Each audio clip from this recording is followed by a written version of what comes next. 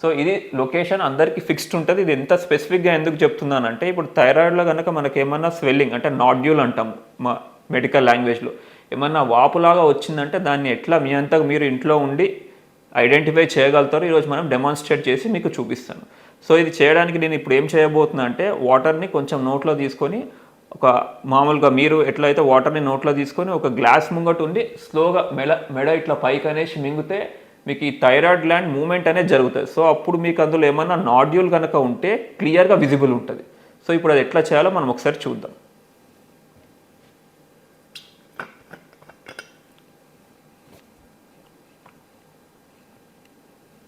ఇలా మీరు మీ నోట్లో కొంచెం వాటర్ పెట్టుకొని ఒక అద్దం ముందు నిలబడి మెల్లగా మింగినప్పుడు ఈ థైరాయిడ్ గ్లాండ్ మూమెంట్ కూడా అవుతుంది. సో దాంతోపాటు థైరాయిడ్ గ్లాండ్ లోపల ఏమైనా నాడ్యూల్స్ కనుక ఉంటే, అంటే ఏమైనా గడ్డ వాపు కనుక ఉంటే అవి క్లియర్గా ప్రామినెంట్గా కనిపిస్తాయి. అవి కూడా మీరు మింగినప్పుడు మూవ్ అవుతూ ఉంటాయి.